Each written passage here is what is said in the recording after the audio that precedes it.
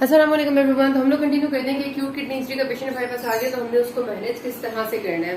अच्छा, सबसे पहली बात तो आपने क्या किया, इन्वेस्टिगेशंस करना है। देखिए, एक्यूट किडनी इंजरी जिस तरह मैंने आपको पिछली वीडियो में बताया कि एक बहुत ब्रॉड स्पेक्ट्रम है डिजीजेस का। ये कोई एक डिजीज नहीं इसके अंदर आती, इसके अंदर कॉजेज के हिसाब से बहुत तरह की चीजें आ सकती हैं।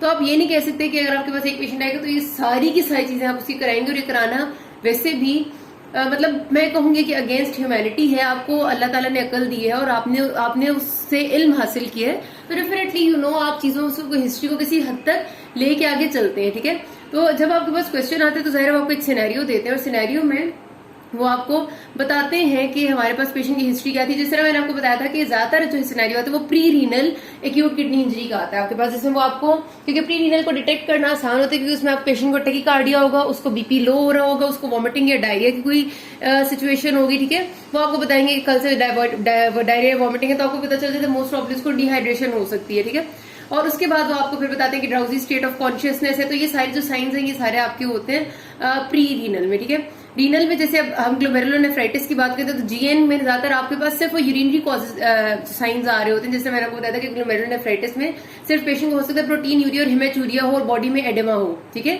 तो प्रोटीन यूरिया हिमेचूरिया एडेमा तो एक ऐसा साइन है जो कि बहुत सारी डिजीज में हो सकता है। इसके साथ फिर आपको वो बताएंगे कि क्या सीन है कि कौन सी जीएन की तरफ ये जा रहा है, कौन सी ग्लोमेरुलोनेफ्राइटिस। तो इस सिनेरियो में हमेशा आपको गाइड कर रहे होते हैं।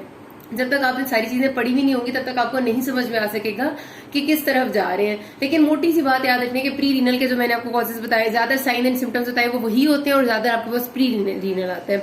तो तब भी आपने सारी इन्वेस्टिगेशंस नहीं करानी होती, जो उससे रिलेटेड होते हैं वही करानी है। अब आपके पास जब क्वेश्चन आएगा तो आपने, होता ये ज्यादातर कि लिखना होता है आपने, क्योंकि सारा का सारा तो आप लिखने में ये सारी लिख के एक एग्जामिनर को कंफ्यूज करके उसे पागल नहीं कर देते होते। आप उसकी रीजन साथ लिखते हैं ताकि एग्जामिनर को पता चले कि आपको पता है कि इनमें से कौन सी करानी है और जो करानी होती है। और अगर आपको कॉज समझ में आ रही है तो आप सिर्फ वही वाली लिखते हैं। ये मैंने तीनों की लिखी है, प्री रीनल, रीनल और पोस्ट रीनल की। तो आपको साथ साथ पता होना चाहिए किसमें क्या हो रहा है ताकि आप साथ एग्जामिनर को जस्टिफाई कर सके। जैसे पोस्ट स्टार्ट करते हैं, ब्लड सीपी है, ब्लड सीपी आप तब कराते हैं, ब्लड सीपी आपने क्यों कराई है। ठीक है, आपके साथ लिखना है कि ल्यूकोसाइटोसिस होगा एक्यूट इन्फेक्शन के कॉज में, हीमोग्लोबिन डिक्रीज हो सकता है if there is some blood loss, trauma. ठीक है, ब्लड लॉस जिस कंडीशन में होगी हीमोग्लोबिन कम होगा, एंड थ्रोम्बोसाइटोपिनिया भी हो सकता है अगर आपका ब्लड लॉस हुआ है बहुत ज्यादा। तो ठीक है, तो ब्लड सीपी हमने ये 3 पैरामीटर्स देखने के लिए मेनली कराया है रीनल इंजरी में। इसके अलावा हम ये acute kidney injury erythropoietin decrease करके आपके रेड ब्लड सेल्स की फॉर्मेशन को कम नहीं कर सकते क्योंकि वो क्रॉनिक में होता है, वो एक्यूट में नहीं होता। तो ब्लड सीपी में आपने मेनली ये चीजें देखी। मैं आपको इससे बता रही हूँ कि आपके साथ लिखनी है बातें। ठीक है, अब इलेक्ट्रोलाइट्स एंड ऑस्मोलैलिटी, ये भी आप तीनों में ही लिखेंगे क्योंकि तीनों में इलेक्ट्रोलाइट डिस्टर्बेंस हो रही होती है, चाहे वो प्री रीनल, रीनल या पोस्ट रीनल कॉज होती है। इलेक्ट्रोलाइट्स में हमेशा याद रखना कि किडनी का काम होता है कि सोडियम को कंजर्व करना होता है और कैल्शियम को भी। ठीक है, और पोटेशियम को ये एक्सक्रीट करते हैं ज्यादा अमाउंट में, फॉस्फेट को। तो जब भी एक्यूट किडनी इंजरी होगी ना, चाहे किसी भी कॉज की वजह से हो, डैमेज तो किडनी हो रही है ना, तो ये जो चीजें हैं ना ये रिवर्स जरूर होंगी। बॉडी में इनको कंजर्व करना था, अब किडनी कंजर्व नहीं करेगी तो सोडियम और कैल्शियम डिक्रीज हो जाते हैं, हाइपोनेट्रीमिया, हाइपोकैल्सीमिया। ठीक हो गया, और पोटेशियम और फॉस्फेट इंक्रीज हो जाते हैं, हाइपरकैलीमिया एंड हाइपरफॉस्फेटीमिया। ये कुछ रूल्स हैं जो आपने जहन में रखने हैं ताकि आपको चीजें याद रहे। ये तीनों में आप लिखेंगे, इसमें कोई वो नहीं है। ठीक है, और ऑस्मोलैलिटी, डेफिनेट सी बात है कि ब्लड की ऑस्मोलैलिटी, ब्लड के अंदर जो कंसंट्रेशन ऑफ सोल्यूट्स है वो चेंज हो चुकी होती है, ज्यादातर आपके सोल्यूट्स रिटेन रह रहे होते हैं। ठीक हो गया, ये लिखना है आपने। ब्लड यूरिया क्रेटिनिन, ये भी आप तीनों में लिखेंगे। क्या होता है, हर चीज में ही ज़ाहिर यूरिया क्रेटिनिन और यूरिक एसिड के लेवल्स बढ़ जाते हैं क्योंकि वो बॉडी से एक्सक्रीट नहीं हो रहे, तो ये भी इंक्रीज होंगे तीनों में। कोई भी जीएन, कोई भी आपकी रीनल इंजरी उसमें इंक्रीज होते हैं। फिर अपने यूरिन एनालिसिस कराना होता है। यूरिन में आपने क्या क्या देखना है, यहाँ पर आप लिखेंगे। ठीक है, यहाँ पर आपने क्या लिखना है कि अगर पेशेंट है जो pre renal acute kidney injury का पेशेंट है तो मोस्ट प्रॉब्ली उसका डिक्रीज परफ्यूजन होती है, तो इस वजह से यूरिन एनालिसिस में आपको कोई खास चीज इस तरह से नहीं मिलती। डिक्रीज परफ्यूजन होगी तो क्या होगा कि जो चीजें किडनी के यूरिन में नॉर्मल अमाउंट में एक्सक्रीट होती थी वो अब नॉर्मल अमाउंट में एक्सक्रीट नहीं होंगी क्योंकि परफ्यूजन कम होने से किडनी इंजर होगी। तो क्या होगा कि यूरिनरी सोडियम कम हो जाएगा। ठीक है, इस केस में जो प्री रीनल कॉज होती है उसमें यूरिनरी सोडियम हमेशा कम हो जाता है। Normal urinary sodium is almost 20 milliequivalents per litre. ठीक है, ये याद रखना है आपने, ये 20 milliequivalents per litre is normal urinary sodium. अब आपको पता है कि अगर किडनी के पास ब्लड ही नहीं आ रहा, परफ्यूज ही नहीं हो रही किडनी, तो जाहिर है किडनी सोडियम को क्या निकालेगी बाहर, परफ्यूजन ही कम है, तो सोडियम उस केस में रिटेन हो रहा होता है बॉडी में। वो एक्चुअली ज्यादा नहीं हो रहा होता, हम नहीं कहते हाइपरनेट्रीमिया हो रहा है, लेकिन इतना जरूर होता है कि जो एक्सक्रीट करना, जो थोड़ा बहुत यूरिनरी सोडियम निकलना होता है, जो बहुत थोड़ी अमाउंट में होता है, वो भी नहीं निकल रहा होता है ड्यू टू डिक्रीज परफ्यूजन। तो आपने लिखना यूरिन एनालिसिस में कि urinary sodium is less than 20, even less than 10 milligram equivalents per litre, तो हम सस्पेक्ट करते हैं प्री रीनल कॉज, ठीक है। और अगर आपका सिनेरियो प्री रीनल का है तो आपने लिखना होता है यूरिन एनालिसिस में हमें मिलेगा यूरिनरी सोडियम लेस देन 10। और अगर आप लिखेंगे अगर मतलब आपका कॉज आया कोई और, सपोज आपका आया है ग्लोमेरुलोनेफ्राइटिस या कोई भी और रीनल कॉज, तो उसमें क्या हो रहा है कि अब किडनी फेलियर की तरफ क्योंकि जा रही होती है, तो वो यूरिनरी सोडियम उसकी परफ्यूजन नॉर्मल है, ठीक है, किडनी के पास ब्लड नॉर्मल आ रहा है, लेकिन अब उसमें से सोडियम जो उसने कंजर्व करना था वो नहीं कर पा रही, और वो सोडियम भी एक्सक्रीट होकर यूरिन में जा रहा है, ठीक है, क्योंकि रीनल डैमेज है। उस केस में यूरिनरी सोडियम बढ़ जाते हैं, ठीक हो गया। तो यूरिनरी सोडियम बढ़ जाएगा and more than 20 milliequivalents per litre हो जाएगा। तो अब ये डिफरेंस आपने याद रखना बहुत जरूरी कि एक में ब्लड सप्लाई है ही नहीं, जिसकी वजह से सोडियम आ ही नहीं रहा, तो वो निकलेगा क्या, और जितना निकल रहा है वो सिर्फ उतना ही निकल रहा है मुश्किलों से जितना आ रहा है। लेकिन एक कॉज दूसरी सिनेरियो में ये है कि ब्लड नॉर्मल आ रहा है लेकिन किडनी ने कंजर्व करना था वो नहीं कर पा रही, तो ज्यादा निकल रहा है, ठीक है। तो यूरिनरी सोडियम मोर देन 20 होगा तो रीनल कॉज आ जाएगी, और लेस देन 10 होगा तो प्री रीनल कॉज। ये आपने इनमें से एक ही बात लिखनी है, ये इंपॉर्टेंट चीज है। उसके अलावा अगर आपको यूरिन में हेवी प्रोटीन यूरिया मिलता है तो वो डेफिनेट सी बात है आपकी ज्यादातर ग्लोमेरुलोनेफ्राइटिस की तरफ बात जाती है, नेफ्रोटिक सिंड्रोम की तरफ जाती है, ठीक है। और अगर आपको बहुत सिवियर हेमेचूरिया मिलता है तो उसमें दो बातें हो सकती हैं, या तो आपका कोई किडनी की इंजरी हो सकती है हेमेचूरिया में, ठीक है, प्री रीनल कॉज में हेमेचूरिया नहीं मिलता, हेमेचूरिया मिलेगा तो किडनी की इंजरी हो सकती है, और दूसरी चीज हेमेचूरिया मिल रहा है तो इसका मतलब हो सकता है कोई स्टोन ने ऑब्स्ट्रक्शन की हुई है और उसकी वजह से आपका आगे की ट्रैक्ट इंजर हो रहा है, मतलब अगर आपका यूरिनरी ट्रैक्ट कहीं से भी इंजर हो रहा है तो ब्लड लॉस हो रहा होगा तो हेमेचूरिया मिल सकते हैं। तो दो कॉजेज इसमें आ सकते हैं, रीनल एंड पोस्ट रीनल। तो तीन चीजें मैंने आपको बता दी, यूरिनरी सोडियम में आपने क्या बताना है, उसके साथ आपने प्रोटीन यूरिया के साथ क्या लिखना है और हेमेचूरिया के साथ क्या लिखना है, ठीक है। ये तीन चीजें आपने यूरिन एनालिसिस में मेनली चेक करनी है। उसके बाद आपने करवानी यूरिन माइक्रोस्कोपी। माइक्रोस्कोपी में भी आपको इससे होता है कि दिस रेड सेल्स को देखेंगे, रेड सेल्स ज्यादातर आपके रीनल कॉजेज में आते हैं, ग्लोमेरुलोनेफ्राइटिस वगैरह में। अगर पस सेल्स आ रहे हैं इसका मतलब है कि किडनी के अंदर ही कोई इन्फेक्शन है तो वो भी रीनल कॉज में आ जाएगा, पस सेल्स, ठीक है। रेड सेल्स आपके आगे रीनल कॉज में। और उसके बाद है अगर आपके पास यूरिक एसिड के क्रिस्टल्स मिल रहे हैं आपको तो इसका मतलब है कि कोई गाउटी आर्थराइटिस हो सकता है बॉडी में हो रहा है और क्रिस्टल इंड्यूस्ड नेफ्रोपैथी है, ठीक है, वो भी हो जाती है। अच्छा, ब्लड कल्चर आप तब कराते हैं जब आपको कोई सस्पेक्शन हो किसी इन्फेक्शन का, ठीक है, तो आपने पेशेंट का ब्लड लेके उसका कल्चर कराना है। अगर इन्फेक्शन का बिल्कुल भी सस्पेशन नहीं है तो फिर ब्लड कल्चर नहीं कराते। इन्फेक्शन की सस्पेशन कैसे पता चलेगी, तब पता चलेगी अगर ब्लड सीपी पे व्हाइट सेल काउंट ज्यादा है, अगर पेशेंट को फीवर होगा तो आपने ब्लड कल्चर कराना है। चेस्ट एक्सरे आप इसलिए लिखते हैं क्योंकि आपने पल्मनरी एडेमा चेक करना होता है, क्योंकि किडनी फेलियर में पेशेंट है, फ्लूइड रिटेन हो रहा है तो मोस्ट प्रॉब्ली पल्मनरी एडेमा हो सकता है, तो इसलिए आपने चेस्ट एक्सरे कराना है। और ये सब में ही कराना है, एबी चीज भी आपने जरूर सब में कराना है क्योंकि आप चेक करना चाह रहे होते हैं कि पेशेंट का status of acidity and basic level क्या है, क्योंकि हमेशा ही किडनी फेलियर में पेशेंट मेटाबॉलिक एसिडोसिस में होता है, उसकी रीजन ये होती है।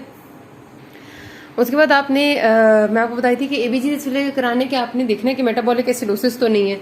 मेटाबॉलिक एसिडोसिस इस वजह से बहुत इंपॉर्टेंट है क्योंकि आपको पता है कि किडनी का फंक्शन एक ही होता है कि इसने बाइकार्बोनेट को कंजर्व करना होता है, ठीक है, और बाइकार्बोनेट आपकी बॉडी में एक अल्कलाइन स्टेट मेंटेन रखता है। तो क्योंकि बाइकार्बोनेट एक्सक्रीट नहीं हो रहा होता, सॉरी बाइकार्बोनेट कंजर्व नहीं हो रहा होता, किडनी के सारे फंक्शन खराब हो चुके होते हैं ना। बाइकार्बोनेट जो बॉडी में कंजर्व होना था वो नहीं हो रहा तो वो बॉडी में कम हो जाता है।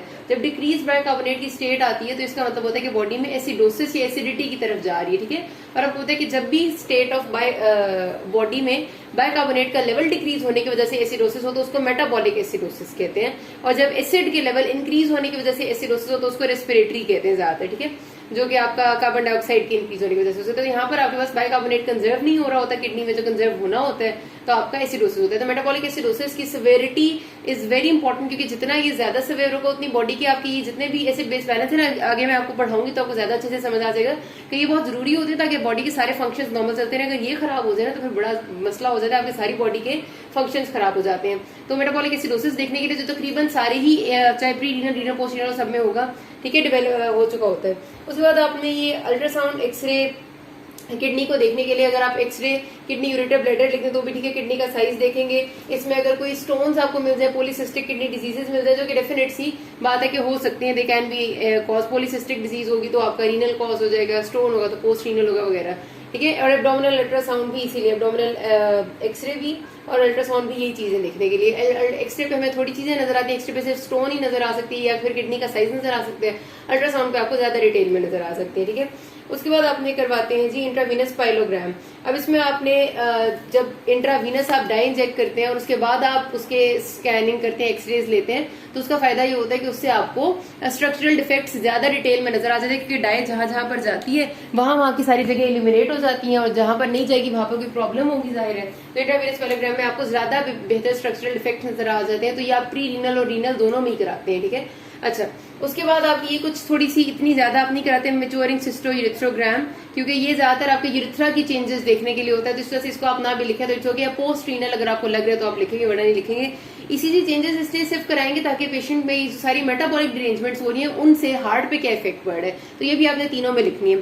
सीरोलॉजी अगेन वही बात है कि अगर आप इन्फेक्शन HIV या हेपेटाइटिस वायरस वगैरह के इन्फेक्शन सस्पेक्ट करें जो डिसेमिनेटेड हो गया है, तो आप सीरोलॉजी करा सकते हैं। रीनल CT स्कैन या रीनल स्कैन में भी स्ट्रक्चर को ज्यादा डिटेल में देखने के लिए रीनल बायोप्सी अगेन आप होता है आपकी सारी ग्लोमेरुलोनेफ्राइटिस का डेफिनेटिव डायग्नोसिस बायोप्सी होता है। तो ये जो आखिरी वाली 3-4 है ना, ये आपने सब में लिख देना, क्योंकि ये डेफिनेटिव डायग्नोसिस के लिए होती है, लेकिन जो जरूरी वाली थी वो शुरू वाली थी। ये तो हो गया, आप डायग्नोसिस कर लिया। ऐसे मैनेजमेंट किस तरह से करनी है, कोई भी आपके पास आता है चाहे pre renal, renal, post renal आता है, ट्रीट द कॉज तो आपको पता ही है कि होता ही है उसका सिलसिला, लेकिन कुछ बेसिक बातें होती है जो आपने लिखनी होती है। सबसे पहले आपने पेशेंट का हीमोडायनेमिक स्टेटस असेस करना है, जैसे हम ABCDE में भी करते हैं। एयर वे ब्रीदिंग मोस्ट प्रॉब्ली इस पेशेंट में मेंटेन्ड ही होगी, और अगर नहीं है तो एक पल्मोनरी एडिमा होगा, तो वो शॉर्टनेस ऑफ ब्रेथ में होगा, तो हो सकता है आपको वेंटिलेशन भी करानी पड़े, ठीक है।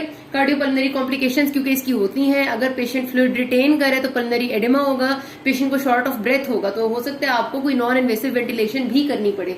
तो ABCDE के उसूल से चलेंगे। देन आपने जब सर्कुलेशन पे आना है तो आप उसका हीमोडायनेमिक स्टेटस चेक करेंगे, लेकिन क्योंकि एक्यूट किडनी इंजरी है तो मोस्ट प्रॉब्ली पहले सर्कुलेशन में उसकी फ्लूइड लॉस या फ्लूइड रिटेंशन हो सकती है, तो आपने जरूर देखना है।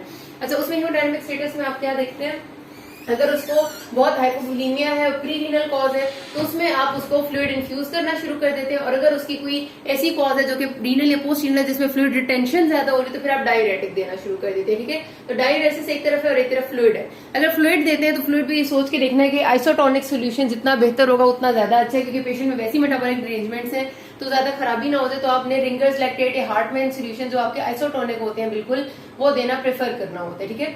अच्छा, उसके बाद वही बात है कि बहुत ज्यादा इसको आपने इस तरह से मेंटेन रखना है कि जितना पेशेंट का यूरिन आउटपुट है उतना ही उसका फ्लूइड आपने उसे देना है। उससे थोड़ा सा चले 500 ml ज्यादा देना होता है, क्योंकि आपको पता है कि इनसेंसिबल लॉसेस भी बॉडी से हो रहे होते हैं, लेकिन उससे ज्यादा फ्लूइड नहीं देना होता। ओवरलोड अक्सर पेशेंट्स को पल्मोनरी एडिमा कर देते हैं, तो बहुत सोच समझ के आप फ्लूइड देते हैं।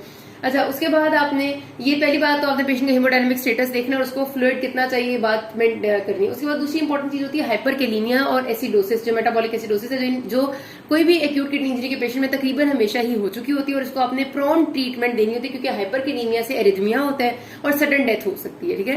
तो ये बहुत जरूरी बात है। हाइपरकेलीमिया की ट्रीटमेंट किस तरह से होती है कि अगर आपके पेशेंट को हाइपरकेलीमिया के लिए आपने क्या करना है कि पोटेशियम ज्यादा है, उसके लिए सबसे पहले आपने करना है कि हार्ट को इस इफेक्ट से बचाना है। उसके लिए आप देते हैं IV कैल्शियम ग्लूकोनेट, ठीक है।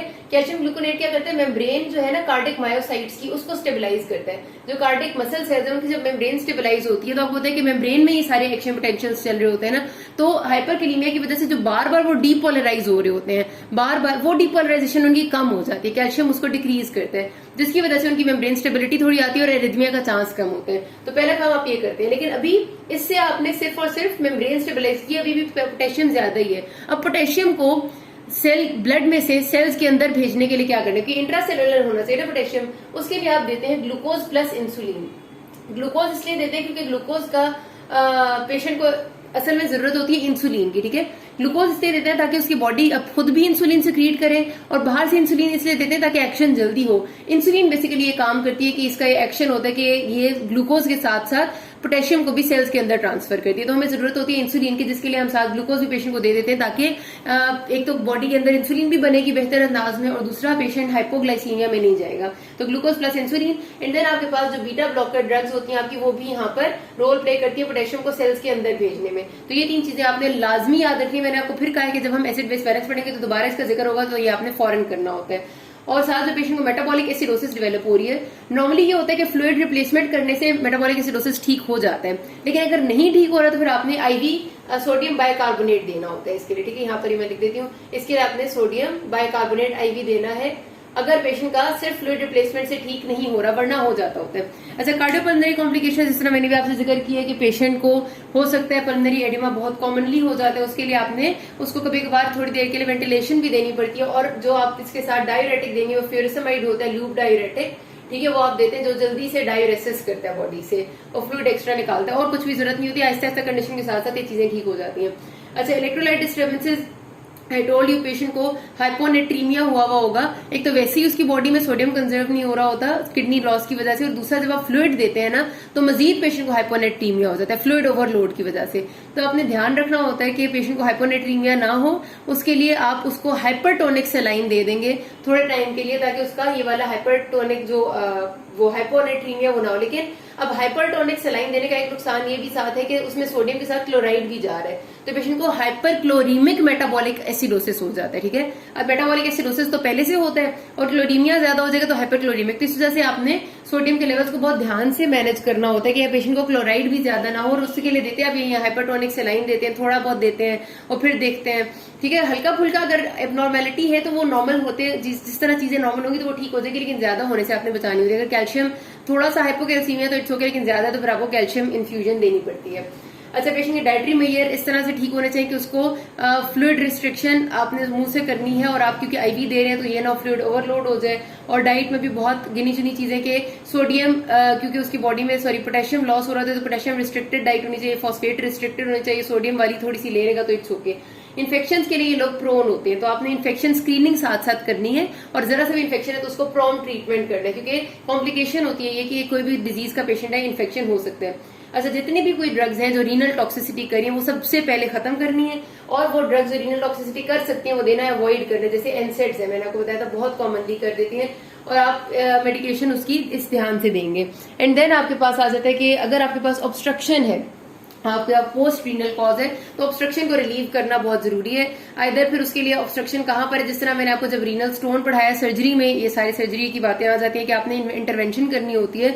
अगर स्टोन है आपकी यूरेटर में तो उसके लिए भी आपने सर्जिकल इंटरवेंशन करके उस स्टोन को रिमूव करना है। अगर वो आपकी आगे कोई ब्लैडर आउटलेट ऑब्स्ट्रक्शन वगैरह हुई है तो भी आपने फॉरेन कैथेटराइजेशन करनी है, सुप्राप्यूबिक सिस्टोस्टमी करनी है, तो सारी सर्जरी की चीजें आ जाती है। मैंने आपको यूरोलॉजी सर्जरी में सब कुछ बताया, लेकिन ऑब्स्ट्रक्शन रिलीव करनी यहाँ लिखना है आपने।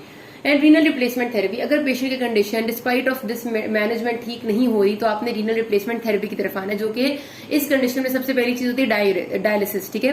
रीनल रिप्लेसमेंट थेरेपी में डिफरेंट चीजें आती है, डायलिसिस आता है, पेरिटोनियल एंड हीमोडायलिसिस, हीमोफिल्ट्रेशन है वगैरह वगैरह ये भी मैं आपको पढ़ाऊंगी।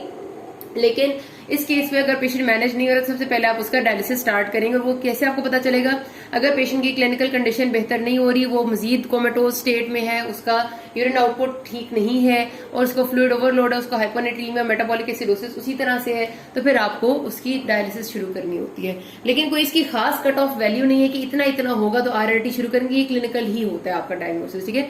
तो यहाँ पर बात खत्म करते हैं, ये इंपॉर्टेंट टॉपिक है, अच्छे से करने, किसी कोई मसला हो कि नाज़ में। Thank you.